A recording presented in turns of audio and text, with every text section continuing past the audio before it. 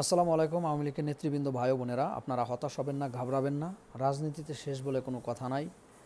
আন্দোলন সংগ্রাম করেই টিকে থাকতে হবে। আওয়ামী লীগের ইতিহাস গৌরবময় ইতিহাস। আওয়ামী লীগ সবসময় আন্দোলন সংগ্রাম করেই জনগণের ভোটের মাধ্যমেই কিন্তু আওয়ামী লীগ ক্ষমতা এসেছে। আওয়ামী লীগ কখনো পিছন দরজা দিয়ে ক্ষমতা আসে নাই, এটা স্বপ্নেও দেখে না। গণভবনে যে আন্দোলনকারীরা ঘেরাও করেছিল, কেউ বলে 50,000 লোক, কেউ বলে 1 লাখ লোক, কেউ বলে 1.5 লক্ষ লোক। আপনি দেখেন তো 1.5 লক্ষ লোক একটা জায়গা, কতটুক জায়গা লাগে? আপনার গ্রামে কয়জন লোক আছে?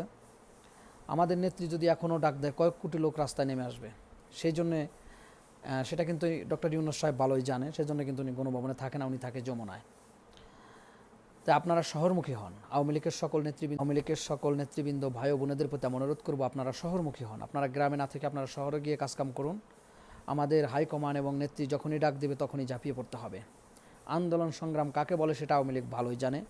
ছাত্রলীগের ইতিহাস গৌরবময় ইতিহাস। আমি ছাত্রলীগের ভাই বোনেদের প্রতি বলবো, 1948 সালে 4 জানুয়ারি ছাত্রলীগের জন্ম। শিক্ষা, শান্তি, প্রগতি ছাত্রলীগের মূলনীতি। এই স্লোগান নিয়েই কিন্তু রাষ্ট্র বিনির্মাণের কাজে ছাত্রলীগের জন্ম হয়। ছাত্রলীগের জন্ম না হলে যেমন আওয়ামী লীগের জন্ম হতো না, আওয়ামী লীগের জন্ম না হলে আজকের এই বাংলাদেশ হতো না।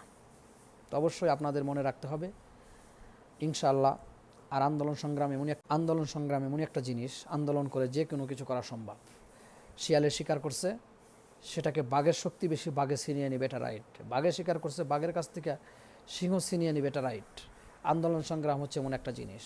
তা আন্দোলন করে আওয়ামী লীগ সরকারকে ক্ষমতার থেকে নামিয়েছে। আমরা আন্দোলন করি, ইনশাআল্লাহ আবার আমাদের নেত্রীকে ক্ষমতা আমরা ফিরিয়ে আনবো। জয় বাংলা, জয় বঙ্গবন্ধু।